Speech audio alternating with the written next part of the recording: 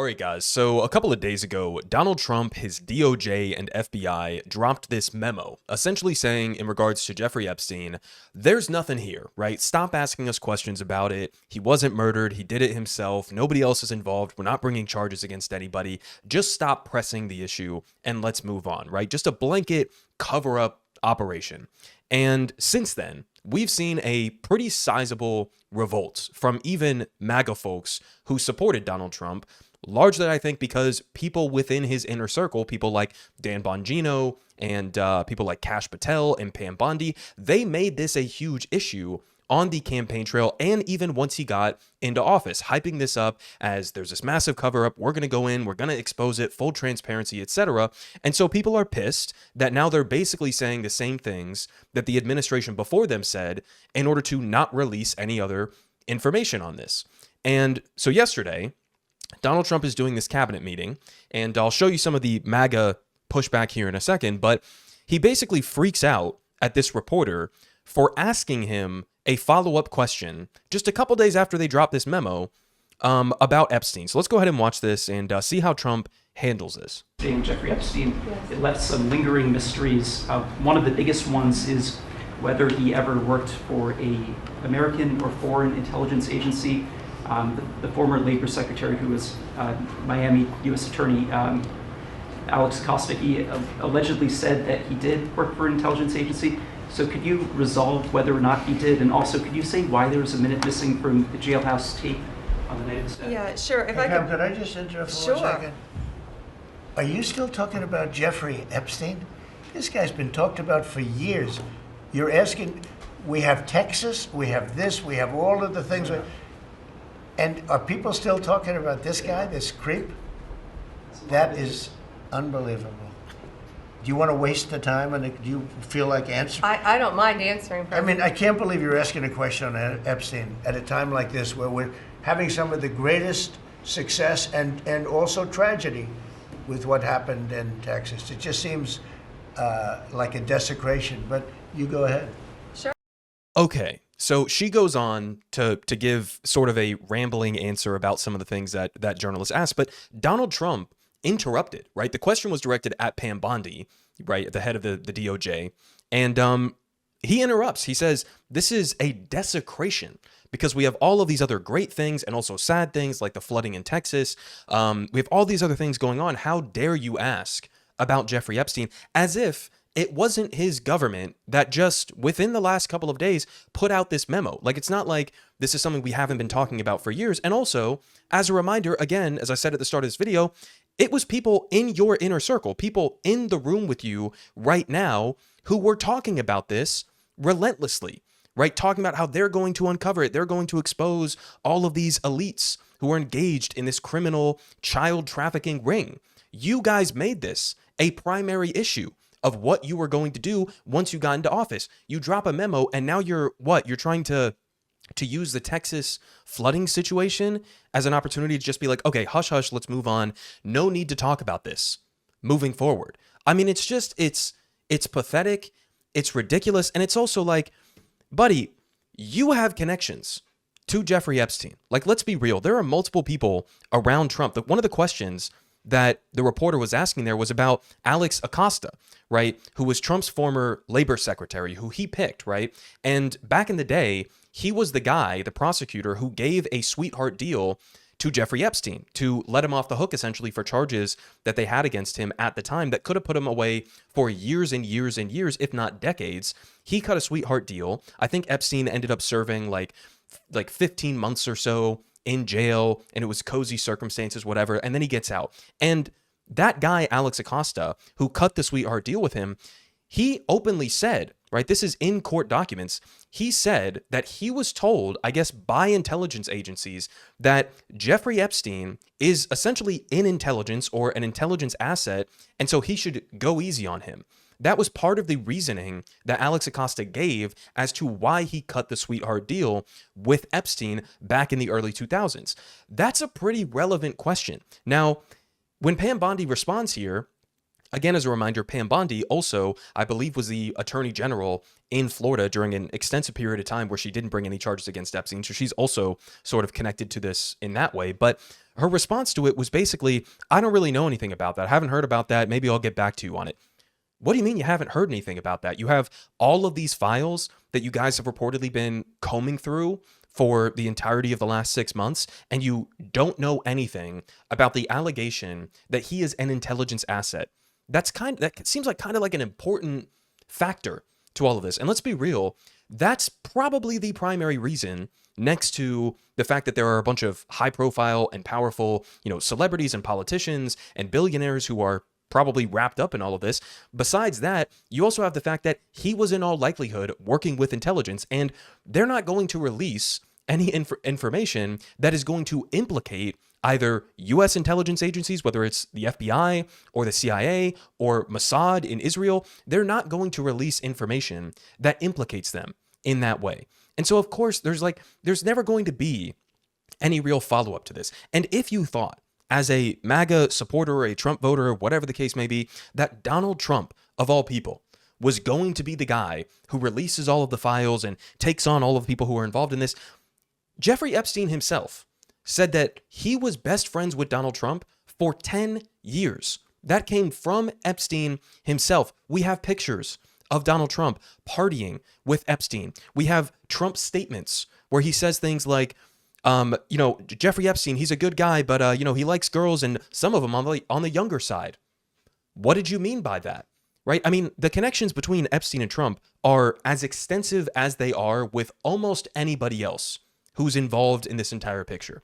So the notion that he was ever going to be the guy to really expose this, especially, I played this video a couple of days ago when I was first covering this. We had that video when Trump was being interviewed by Fox News on the campaign trail. And they ask him, will you release the JFK files? He says, yes. Will you release the MLK files? He says, yes, down and down the line. Then they get to, will you release the Epstein files? And what he said was, yeah, but, that's kind of different. And, what had happened was, maybe there's some phony stuff in there, and I don't really want to, get into that because maybe there's some fake news, whatever. Like, he was never going to do this. So it's like the Fell For It Again award number 1,000 of Trump's administration so far for his supporters, right? And again, to get frustrated, to get angry at this reporter, to lash out at him because he had the audacity to ask a follow-up question about something that you dropped within the last couple of days, you guys are the ones who just put out this report. And as a reminder, I mean, this is the report itself. The claim that they are trying to make here is that there are 300 gigabytes of data and physical evidence. There are over 10,000 downloaded videos explicitly of child material here that we're talking about. They say there was over 1,000 victims as a part of this, over 1,000 victims. And yet there's no client list or no incriminating client list, whatever that means. There's no evidence that there was a blackmail operation. And there's not even evidence that could predicate an investigation against uncharged third parties. So basically, they want you to believe that this guy, who somehow mysteriously became wealthy through nefarious means, unknown means, right, became extraordinarily wealthy, had connections to all of these billionaires and celebrities, high-profile figures, politicians, etc. This guy, who also had connections to intelligence agencies, by the way, this guy was running this massive child trafficking ring for nobody else. The guy who had cameras set up throughout his properties, filming bedrooms and shit. The guy, who had people flying on his planes, who had people going to his island, who had people staying in his properties. This guy wasn't involved with anybody else in any of this criminal behavior. It was just him. That's what we're expected to believe, guys. I mean, it's just ridiculous. I mean, aside from the question of whether or not Epstein was murdered or whether or not he killed himself or whatever, that's almost like a secondary question. They're trying to convince people that there's not even evidence within the extensive files that they reportedly have at their disposal that there was anybody else who's implicated in this at all. Nobody else we can bring charges against, really. Really. I mean, again, as a reminder, we had Pam Bondi herself, who came out just a couple of months ago and said, the Epstein client list is sitting on my desk right now to review. Then she comes out a couple of days ago and says, there is no list. There is no list. And she tried to cover this up and say, no, I didn't mean that there was an actual list. I meant that, there was files on my desk and I was going to comb through them. And listen, there doesn't even need to be an actual like physical list, like a notepad of, names of elites and then who they potentially engaged in criminal behavior with and the time and the date and whatever. There doesn't need to be an actual list for there to be clients. Again, it's not even just about whether or not there is an actual list. It's about, we know that there are other high profile people who are implicated in this, right? So where are the clients, right? Where are the charges against other people who were involved in this? It's not about the actual like list itself, right? We also had Pam Bondi, who was talking to Jesse Waters a couple months back, and she said this. Let's go ahead and watch this short little clip. A lot of people are wondering, because you said last week that you have the Epstein files on your desk, is when can we see them and what's taking so long to release them? I do. Jesse, there are well over, this will make you sick, 200 victims. 200.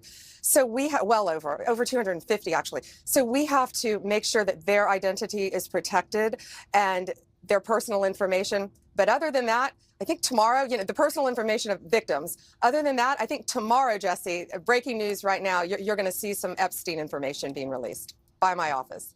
What kind? Are we going to see who was on the flights? Are we going to see any evidence from what he recorded? Because he had all of his homes wired with recording devices. Yeah, what you're going to see hopefully tomorrow is a lot of flight logs, a lot of names, a lot of information. But it's pretty sick what that man did. Okay, well, along with his co-defendant. Absolutely, and he had help. That's for sure. He sure did. He sure did. Who did he have help from? Who else was involved in this? Again, I mean, they were the ones who were hyping this up as if we have something here. We have something beyond what has already been revealed, right? And then there's nothing. Then suddenly, overnight, never mind about all of that. Now, in terms of the MAGA backlash, let's go ahead and watch this little compilation here that was put together over on CNN of some Trump supporters losing it in the aftermath of all of this. This is supposed to be about the most transparent administration ever. What on earth is going on? Was Pam Bondi set up by deep state FBI career officials? Is she stupid? Is she so click thirsty that she got out over her skis trying to make news, being a Fox News star? Pam Bondi, all of it. All those videos were saying, yeah, she's seen the videos. It's all coming out. And then now it doesn't exist. I mean, what? What? The Jeffrey Epstein case, you do not know all the details of this thing, I promise. There are a lot of really obviously powerful people. This part you know, but the specific names we may not. There were so many individuals that were hidden and kept secret and not been held accountable. What you're going to see hopefully tomorrow is a lot of flight logs, a lot of names, a lot of information. The DOJ may be releasing the list of Jeffrey Epstein's clients. Will that really happen? It's sitting on my desk right now to review. That's been a directive by President Trump. So what happened to the Epstein client list that the Attorney General said she had on her desk? Well, I think if you go back and look at what the Attorney General said in that interview, which was on your network on Fox News. Go ahead. John Roberts said, DOJ may be releasing the list of Jeffrey Epstein's clients. Will that really happen? And she said, it's sitting on my desk right now to review. Yes, she was saying the entirety of all of the paperwork, all of the paper in relation to Jeffrey Epstein's crimes. That's what the Attorney General was referring to, and I'll let her speak for that. This seems like unforgivable behavior. How could she give us those phase 1 binders that contained nothing while bragging about the cover sheet that she made, the most transparent administration in history, and tell us that the SDNY had the real goods? The binder was just proof of a deep state cover-up. That was the real story, she told us, only to now say, sorry, there's nothing. If I'm President Trump, I wouldn't tolerate it. She's a liability to him. Okay. Now in terms of that last bit there, it is kind of funny to see the cope and the spin that some of these people are having to go through in their minds. This isn't like Pam Bondi betraying Trump or like even Kash Patel or Dan Bongino betraying Trump. This is Trump. This is Trump. This is Trump. This was never going to happen under a Trump administration. Okay. So it like the spin to try to make it as if like, no, it's actually just Trump is being deceived by the deep state. He's being tricked. He's being fooled. It's like, no, that's just not the case. That's pure cope for people who are mega Trump supporters. Their audience is all, I think, pro-Trump. And they want to criticize what's happening right now, but they don't want to criticize Trump directly. That's what we're seeing in that kind of a clip. We also have, according here to Ken Klippenstein, that even, inside the Trump administration, there are officials who are pissed about how Epstein and the review has been handled. We also have here from a Trump voter. I think maybe now you could call him a former Trump supporter, Dave Smith, a libertarian guy who was not shy about his support for Trump leading up to the election. And he's gone after him over Trump engaging Iran in an offensive and illegal war of aggression. And now he's also going after him over Epstein, saying the Trump administration is lying about Epstein and everyone knows it. Pay attention to who will admit that and who will run cover. And he's right about that. We also have even Patrick Bet-David himself from the PBD podcast, again, mega Trump supporter here, who is on Fox News with Jesse Waters saying this is by far the biggest fumble of the administration they've had. We have other people like Laura Loomer, getting back to what Dave is saying about paying attention to who will admit this and who will run cover. Laura Loomer seems to be the latter example of that, running a little bit of cover here, saying so many people are so quick to abandon President Trump. It's so sad to see. Once you understand how much gatekeeping happens around Trump, you understand he is not the problem, the gatekeepers are. It's hard to see unless you get to see it up close, in person, multiple times. So she's saying, you guys you wouldn't understand, right? It's not Donald Trump, it's the people around him, it's not him, it's the gatekeepers. They're the real problem. Obvious cope, running cover for Donald Trump himself. And finishing off here, we have polling data, which is kind of interesting, right? Here from YouGov, how did Epstein die? 39%, almost 40% say he was murdered, which is double the amount that believe that he did it himself, which is interesting polling data, not just in terms of like whether or not this is actually true, but in terms of how the American people feel about this, right? How much trust do the American people have in now multiple administrations and how they've handled this?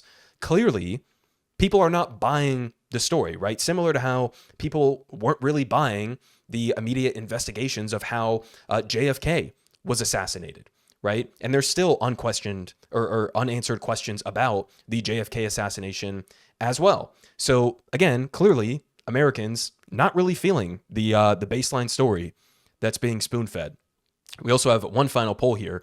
Do you think Trump was involved in crimes committed by Epstein? 40% say yes. Only 27% say no, and 33% say unsure. This is from today, from YouGov. So there you have it, guys. Donald Trump is desperate. He is desperate to move on from this. He thought, we'll just put out this report. Don't ask us about it again. It's a case closed. No further questions need to be answered. That's what he's hoping for. He's lashing out at a journalist for daring to ask a follow-up question on a memo that he dropped just a couple of days ago. And now you have what seems to be maybe like one of the first real fractures within MAGA world, where people are like, hang on, we just had Kash Patel, Dan Bongino, Pam Bondi, all these people in your administration who were telling us over and over and over again that no, the full story is not out, right? He definitely didn't kill himself, right? There are all of these high-profile elites who are involved in this conspiracy, and then those same people, once they're in these positions of power, start saying the same shit as the last people who they were just criticizing. So it's like, you can't make this such a key issue and then turn around and just be like, yeah, never mind. We looked at it. There's nothing really to see here. And just trust us. Just trust us. We don't need any further investigation. We don't need any further charges to be brought against anybody. It was just Epstein. It was just Maxwell. Nobody else was involved in this. Stop asking questions about his suspicious connections to multiple intelligence agencies around the world and here in the United States. Stop asking questions about the high-profile celebrities and politicians and billionaires who he was somehow connected to. Stop asking questions about the funding and where he got and accumulated his wealth from. No more questions. Let's move on. Isn't it, terrible what's happening in Texas? Let's just talk about that. And how dare you, in this kind of a moment, ask a question about Epstein? So I don't know, guys. I'll leave it at that. I guess it'll be interesting to see where it goes from here, if they just literally try to move on and pretend this never happened and pretend like everything's fine, whether or not this is going to lead to a massive fracture within Trump's base. I don't know. But, absolutely insane. I mean, like at the end of the day, we're not talking about a guy, like a cover-up of a crime of like somebody robbing a bank, right? We are talking about arguably the single most prolific child trafficker in American history, who had all of these connections to powerful and wealthy elites. And we're supposed to just move on from this. Like, this is as serious of a crime, as serious of a potential conspiracy as you could possibly imagine. And the government, now multiple administrations, are just trying to say, we're done. Move on. No more questions. Okay. Politic guy has the best politics. Believe me, no one does it like him.